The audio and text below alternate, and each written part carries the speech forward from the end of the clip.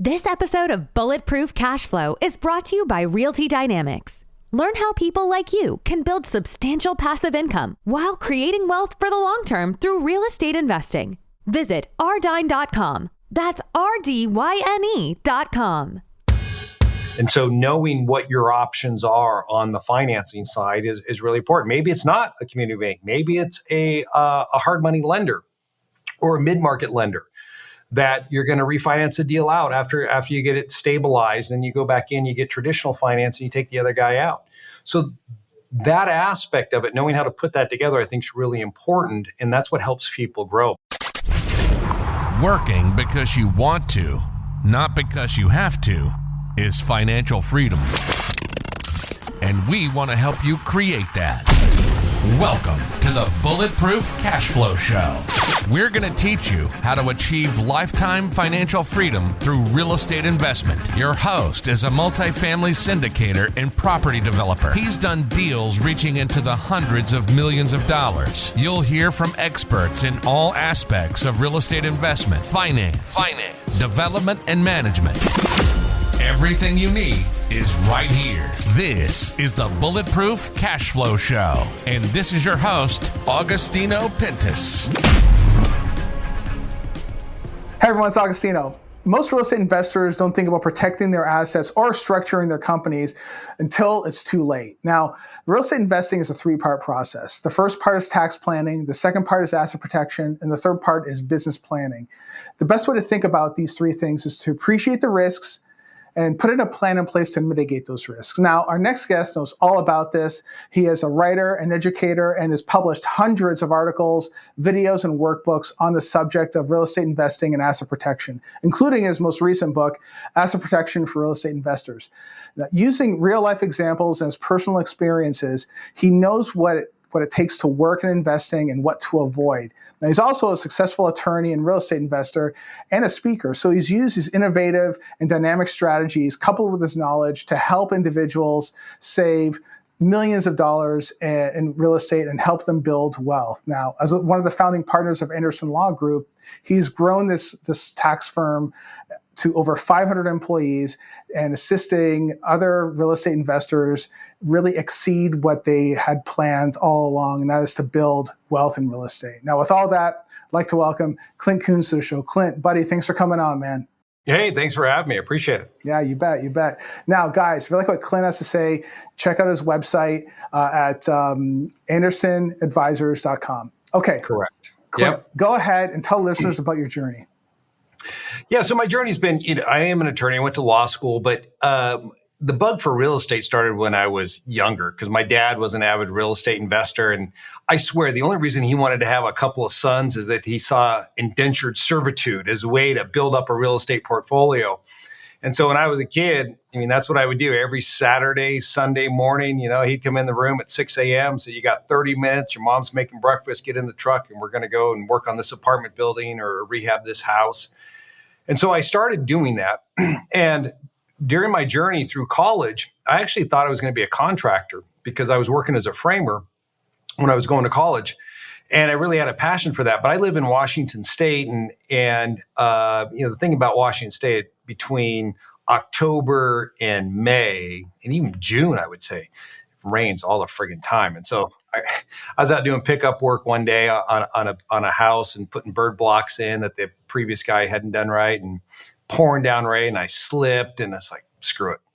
So it's like, what could I do if I'm not going to become a contractor? I know, go to law school, become an attorney, because they don't really do much. And so that's what I did. I went to law school. And when I graduated, I started the firm Anderson with my current partner, Toby Mathis, and started out small. And we built it to now 500 employees. We have offices in multiple states. And we really built it on this philosophy that we want to help individuals protect their wealth. And we do that through putting together structures. Like you mentioned, we call it the three-legged stool approach, is that we look at asset protection and we want to put a plan in place that is going to preserve and protect someone's assets. But then we also want to see how that tax component leg is going to fit into that. And to make that work, we found is that we had to build a tax department out inside of our firm, because whenever we'd create structures and give people ideas, many times they'd go to their local CPA, and if he's not up on it, he's down on it, and he's throwing salt all over the plan because he doesn't understand the reasoning behind it. Because so many professionals, especially on the tax side, they get hung up on purely how much money can I save my client?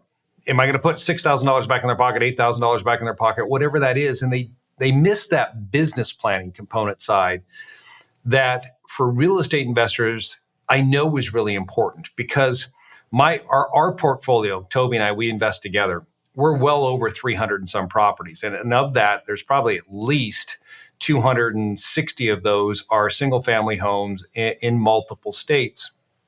And we have multifamily, we have mobile home parks, self-storage. I mean, we have multiple different asset classes is what is the way we invest. We flip homes.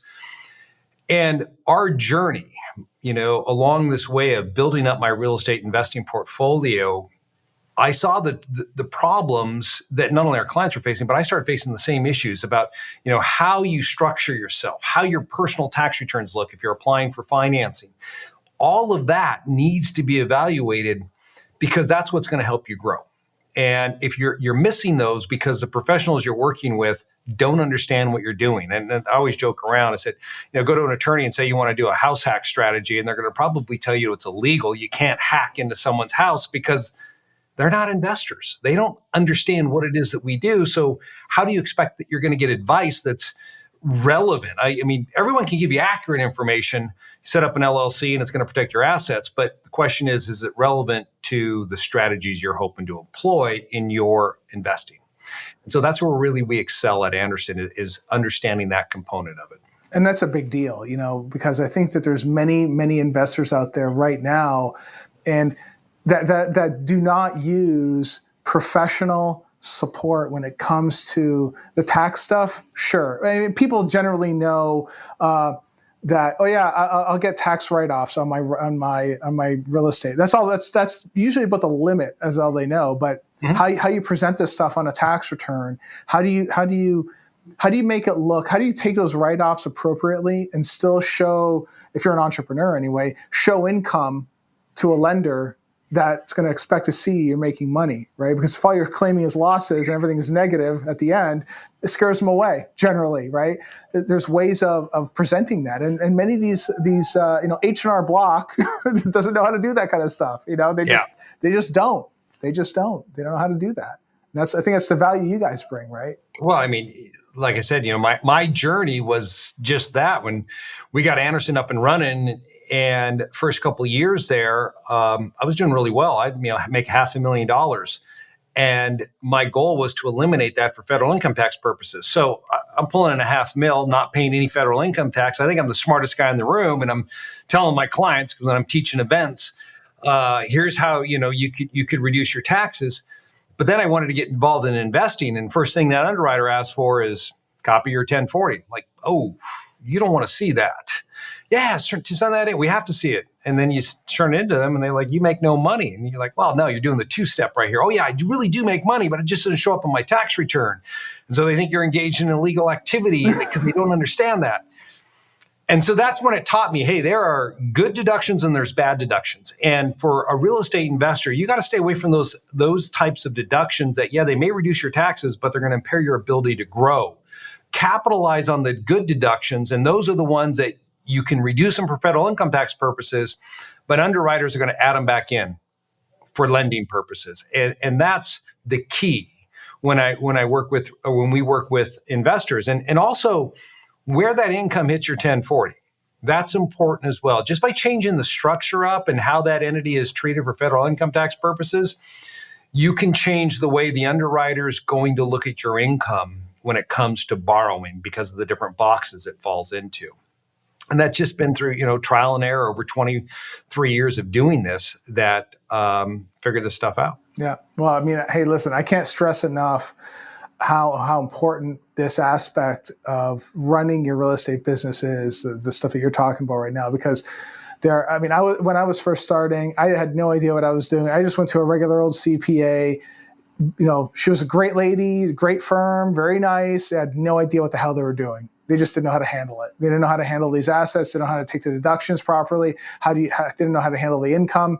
Not because they're mean people or they're dumb or anything else like that. They just didn't handle real estate investors. They were used to handling people that were regular old employees. Again, nothing wrong with being an employee, but that's what they were used to. That made some extra money on the side, maybe waiting tables or doing something else, not even related to real estate. And it can be somewhat complicated. If you don't know what you're doing, it can be very, very complicated, right? So I think that's probably one of the biggest things is that you have to align yourself as an entrepreneur with the right, with the right support system when it comes to the tax side and the protection side, right? You have to.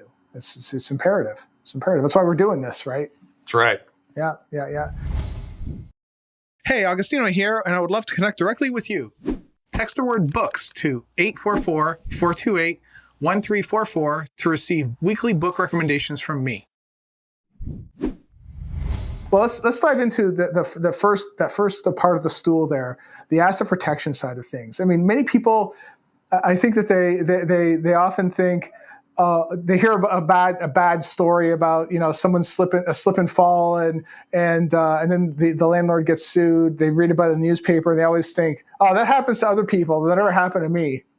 Now, I used to think about that whenever I heard about a fire, and up until now, I've had 3 major fires and all these properties that I've owned. Yeah. So, I mean, it happens. I mean, if fires can happen, anything can happen, especially and the bigger you get, the more susceptible you are, right? So how do people protect themselves when it comes to asset protection? Like, what are some of the things that you're recommending to your clients these days? Well, typically it's, get the asset out of your name. So if something goes wrong with that asset, you don't have personal liability or exposure to those claims that would be brought against that entity. So you want to make sure you're using an entity that is going to contain the liability. And a lot of real estate investors, we get that, right? But the mistake that I see investors make is they don't appreciate the overall risk factor. And they oftentimes look at the creation of an entity as a cost and not as an investment. And the way I explain it is, when you're starting out, a lot of people are prone to setting up one LLC. They'll pay an attorney to set up this LLC, and they'll put 3 or 4 or 5 homes into it, and then they'll maybe set up another one. And we do that because we don't want to make the investment to create one LLC per property. Or we have this preconceived notion that setting up that LLC, it's going to be really expensive or to maintain it and a lot of tax returns. And all that can be easily eliminated if you do it the right way. But when you're planning, when you're first starting out, I mean, look at the reasons why you invest. And I used to make this mistake in telling people this, is that I would tell them to group stuff like that until I really got active. And I realized that for many of us, we're investing for cash flow, right? We want to build up this cash flow so we can quit our W-2 jobs and build the type of retirement we're looking for. But by putting 3 or 4 homes in one entity, if something goes wrong, they're going to sue that entity. And yeah, you're going to lose the equity, but the equity is not what you're eating, you're living off of. Your spouse was able to quit their job. What you're relying upon is that income.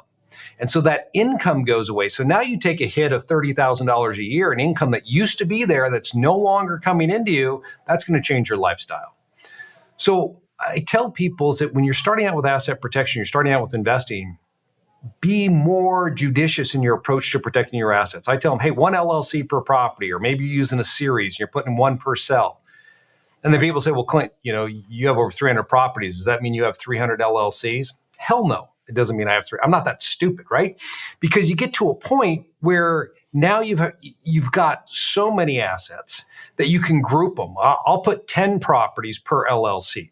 Do a 10-pack. And maybe that 10-pack brings in $70,000 a year for me. Okay, I could lose all of that income, $70,000. But the thing is I have 29 other LLCs throwing off $70,000 a year. So getting hit and losing $70K out of 30 LLCs, it's not going to change my lifestyle. But if you're first starting out and you're building up your real estate portfolio and you have 5 properties, you're making $30,000 a year and you lose them all at one stroke, you've just lost all your income from that real estate. And so that's the mistake that I see people make. And they think, well, if I'll just load up on insurance, it's going to protect me.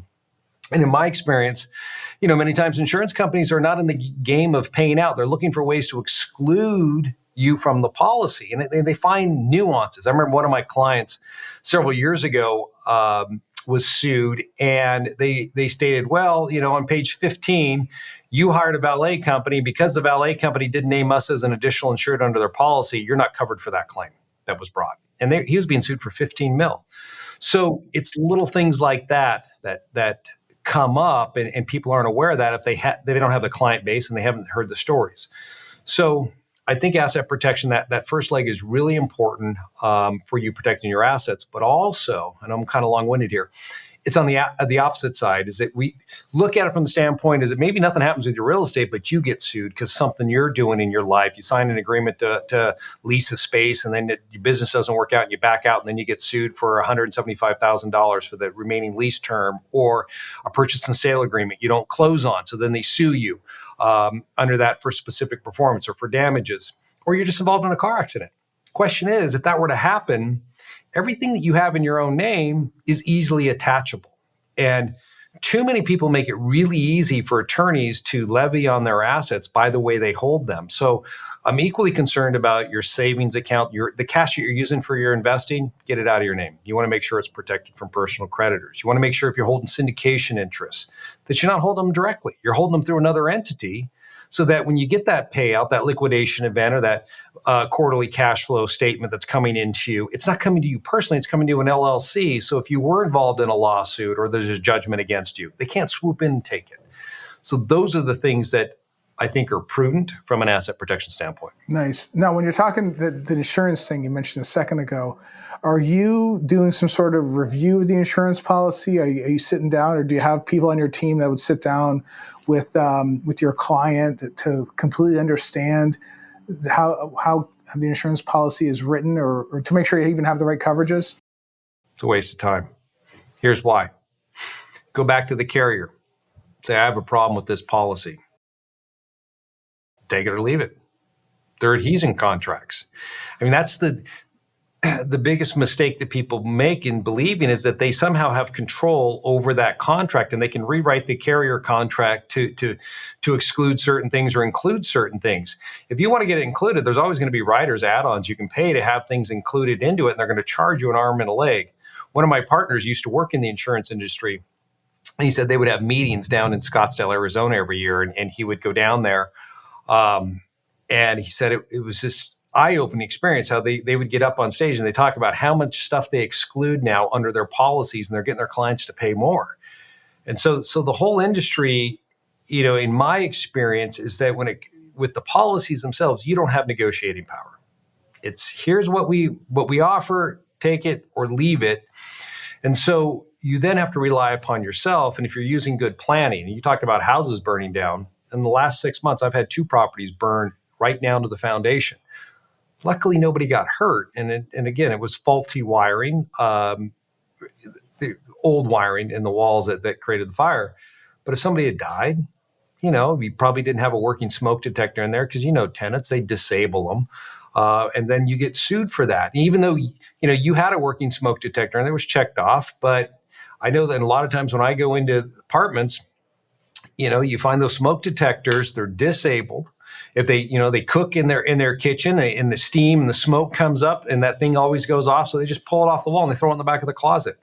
That place burns down, you're liable for that. That's just unfortunately the way it works. So that's why you want to make sure that you have protection, because then your insurance carrier could even deny you on that and say, oh, you didn't have working smoke detectors in the property, therefore you're not covered because you weren't meeting what was required under the policy for that tenant. Yeah.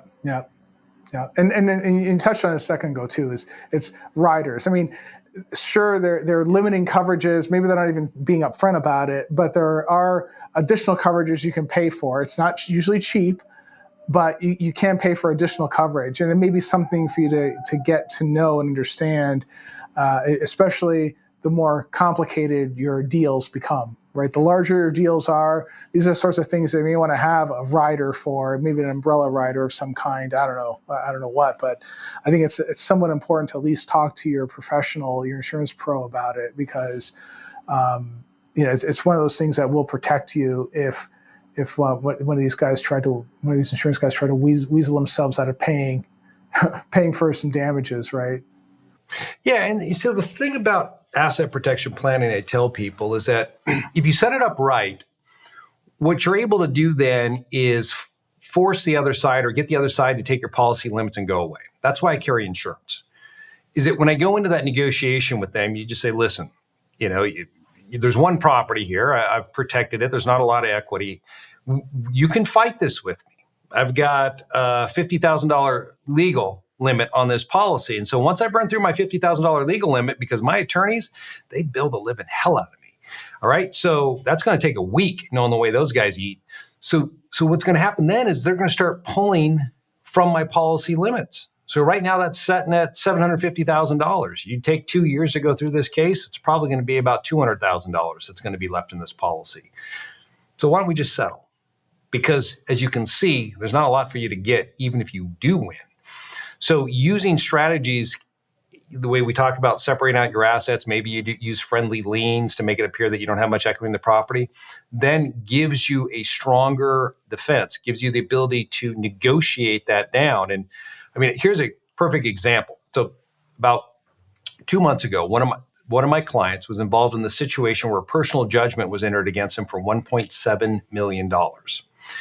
And he was going into a supplemental proceedings where they're going to, ask him about his assets. And I'd created his entire structure for him, and he's worth a significant amount of money. And he's really concerned. And he said, listen, just go in, answer their questions.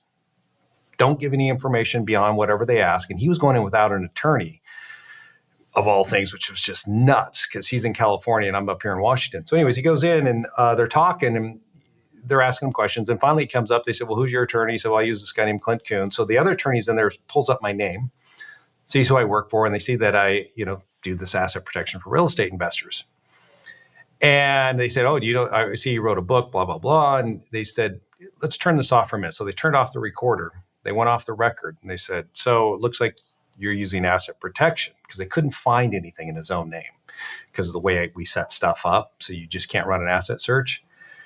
And they said, tell you what, based upon what you've probably done with your assets, would you be willing to settle this for $500,000? So they came down $1.2 million in their judgment. They were awarded 1.7. That's what they had them for, but they automatically dropped it down to $500,000 when they started realizing what they got involved with, that this individual wasn't a lay down. It wasn't just going to go in and take assets and garnish bank accounts and lien properties. No, there were entities there that were standing up against that.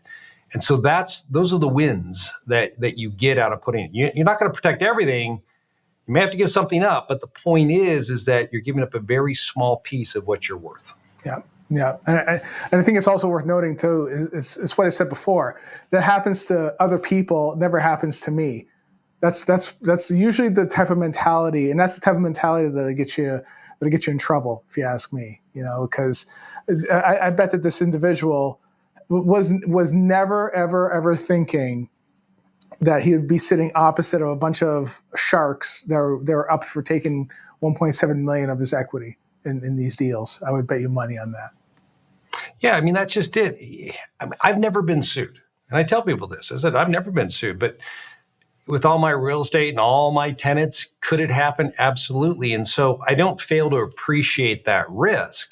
I've been fortunate. And I'll probably say 95% of our clientele here at Anderson haven't been sued before. But I've got that other 5% that I got a ton of stories on. You wake up one morning, you find your self-directed IRA that has 13 properties inside of it, and you were told your IRA is protected, is now involved in a lawsuit because of a slip and fall shakedown case that an attorney out of Chicago is bringing against you. I mean, those are the things that you don't want to deal with because it takes your eye off the ball, and it's going to be a distraction to you growing your real estate portfolio because now you got to deal with that. And just think about the lending side, because you're going to get asked, are you involved in any lawsuits? Any judgments been entered against you? That's going to impact your ability to grow too. That's right. So the second part is the tax planning stuff. And it's funny because there's a big emphasis all over social media whenever people get into real estate or they're putting these real estate ads or whatever. Oh my God, the great tax benefits, yada, yada, yada. We all know about the tax benefits. All right. That's fine. Mm-hmm. But I think But what you guys are doing is actually implementing those rules properly to reduce the tax burden, right? So, and really pushing the limits as far as you can without getting into any trouble, of course, with the IRS. And you really have to know how to use all that knowledge to your advantage, or the advantage of your client too, right? It's more than just putting in a couple of words in an ad somewhere or talking about it. You have to know what you're doing, right? Correct. And the thing that I always explain to people when it comes to tax planning is we don't start with taxes. I start at what do you want to do, right? With your investing, where do you want to take it? What type of properties do you plan to be buying within the next, 1 to 5 years? And how are you going to acquire those? And so then we'll back into it and make a determination as what's going to be most appropriate for you. And then on top of that, there's the situation I was talking to yesterday with a physician that's a real estate investor. She's making $500,000 a year. And she brings up some strategies. She said, well, I want to do this. I'm thinking about this. I said, all right, cool. So you're working full-time, making $500K a year. And now you want to set up a different entity and engage in this tax strategy here. And what is it going to save you? $10,000, $12,000 in taxes? What is your time worth, right? If you're focusing on that and all the work that goes into that, you're not going to be doing the real estate deals you should be focusing on. And so when we're looking at tax planning, even though you can do something doesn't mean you should do it if it's going to stop you from building your business. And that's where that always comes into play. I talk to people and they say, well, I heard about this strategy. I heard about that. That's great. That's a strategy. But given where you want to take your investing, it's probably not going to help you get to where you want to go because the underwriter is going to look at it and they're not going to like what they see on it, or it's going to be too much of a time commitment because you don't know where the details are in this, or it's going to put you at an audit risk. So you have to balance that is what I tell people. And like I said, don't let the taxes is like the tail wagging the dog. You should focus on the investing side if you're a real estate investor. Yeah. And this leads into the third thing, and that is long-term business planning. And something you just touched on a second ago is you're providing that guidance and that mentorship, right, to someone that may not entirely know all the rules, right? And that's a big part of developing what your plan is. What do you want to see this thing turn into, if anything at all? Maybe you just want to buy 50 houses and call it quits, or maybe you want to turn it into a REIT one day. Who knows? But it really comes down to what is the plan? Do you have the right people around you to help execute it, right? That's a really big part of what you guys do too, right? Correct. And that's just it right there. You want to make sure that you've got the legal side that's looking at, like we talked about, the asset protection side. You want to make sure they're also communicating with the tax side. So they're working in conjunction with one another to ensure that your returns are looking the right way. And then you got to have that business side, which is a combination of those professionals. And I always talk about the lenders, knowing your plan of how you're going to put a deal together ahead of time and making sure that everything you're doing is aligned to help make that come to fruition for you. Just simple things. I tell people just on the lending side many times is that if you're doing smaller deals, you should always establish a relationship with a community lender. Go out there, open a personal account up, because when you bring in the U.S. banks of the world and they're going to decline you because they see something on your 1040, they don't like the way you're structured, these are the guys that are going to step in and they're going to save that deal for you. And so knowing what your options are on the financing side is really important. Maybe it's not a community bank. Maybe it's a hard money lender or a mid-market lender that you're going to refinance a deal out after you get it stabilized, and you go back in, you get traditional finance, and you take the other guy out. So that aspect of it, knowing how to put that together, I think is really important, and that's what helps people grow. My first deal, the very first deal I did, zero out of pocket. And I bought a house. It was in Memphis, Tennessee, with an HML, full rehab. They covered everything. Well, there's a little bit out of pocket, $1,500. But I got into this property with $35,000 equity in 2.5 months. And, it's thrown off $800 a month cash flow. So people are like, I don't know how you did that. So, well, I planned, and I had the right people in place to help me put that together. Yeah, but that's a real big part of what we usually cover on the show here is surrounding yourself with the right people, getting the right mentorship, even if you have to pay for it. It's this type of information. You can either learn it on your own, and it'll be way more costly, or you can ask someone for help, give them a little bit of money and learn, right? That's okay too, right? It makes total sense to me. And I tell people, I said, listen, trust but verify, right? Whenever you're going to do something with someone, and then, getting a mentor, paying for that service, that's an investment into you. All right. So if you see something, you see an opportunity, the way I look at things, I don't ask them how much it costs. My first response is, what is it going to do for me? If you tell me what it's going to do for me, that isn't a cost. That's an investment back into myself. So if it's going to help me get that next syndication deal put together, then heck, why wouldn't I make that investment into myself? Yep. And a lot of people approach it from the cost mindset, which is a preservation mode. And they want to just pull back in. And so they wonder, why am I not finding the success the other guy is? Well, it's because you haven't committed yet, invested into yourself. You don't believe in yourself. So that's going to hold you back. I've been working in this industry for 23 years, working with investors who, they get education and they get mentors to help them grow their business, and they find a lot of success. And I find other people who may invest as well. And the thing that they miss out on is that it's a time commitment. It's not easy. You just can't get a mentor and say, hey, teach me this, and then think that it's just going to fall into your lap. You still have to work, but that work's going to pay off much sooner for you because someone's guiding you along the way. Yeah, and you know what? And to add to that too, it's like if you are going to approach somebody to be a mentor, as a mentee rather, if you want to be a mentee, and they ask you to do something, do it. I mean, seriously, if they say, or if you say you're going to I'm going to call you tomorrow at 2:00 in the afternoon, call them tomorrow at 2:00 in the afternoon. Don't, like, that's actually happened to me where someone says, hey, would you mentor me? I'm like, okay, call me tomorrow at this time. If you can't follow that simple instruction, you're probably not cut out to be asking the question to begin with.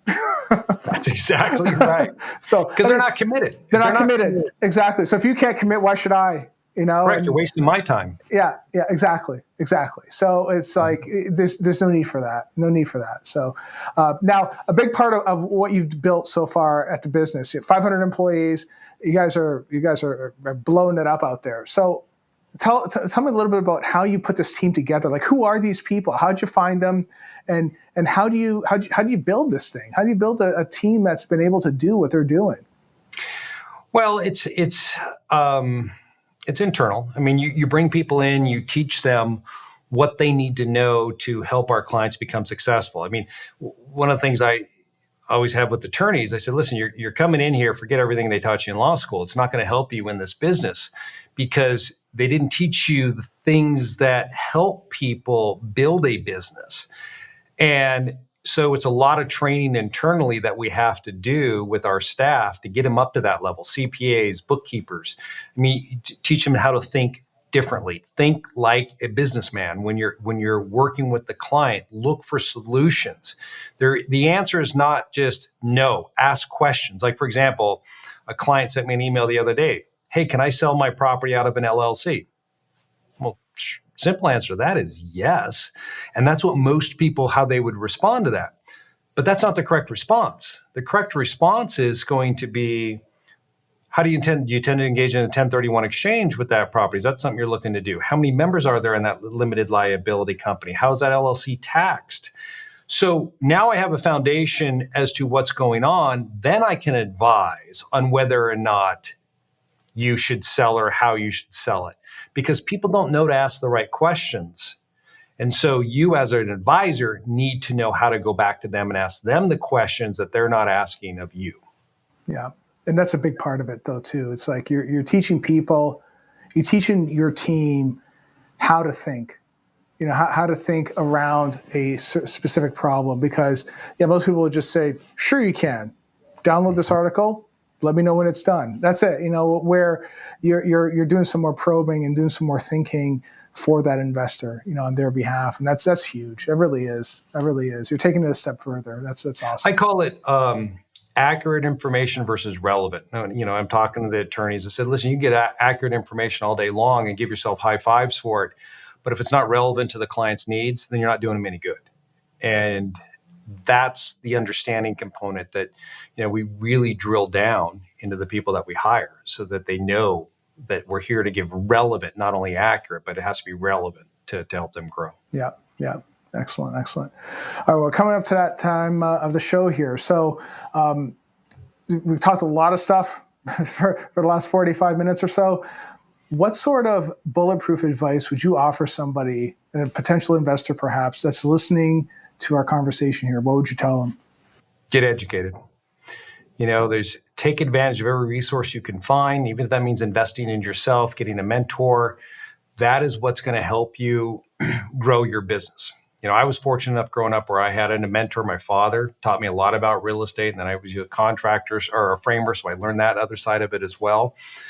But if you're not in that scenario, thinking you can just go out and do it on your own, you'll probably get there, but it's going to be a lot of trial and error along the way. Why not go to people who are already, surround yourself with people who are doing what you're going to be doing, that understand it and are successful.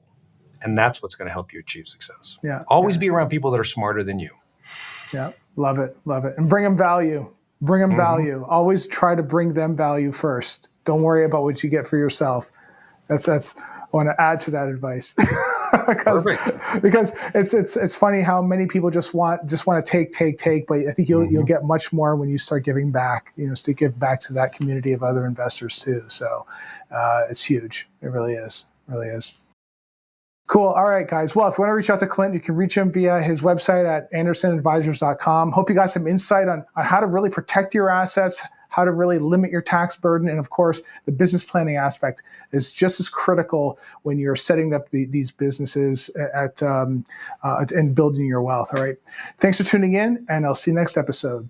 Take care. You've been listening to the Bulletproof Cash Flow Show. We hope you've enjoyed the show. We know we had fun. Make sure to visit our Apple Podcast page and leave us a 5-star review. We hope you've gotten some useful and practical information from the show. For real estate coaching, events, and resources, hit up bulletproofcashflow.com. Till next time.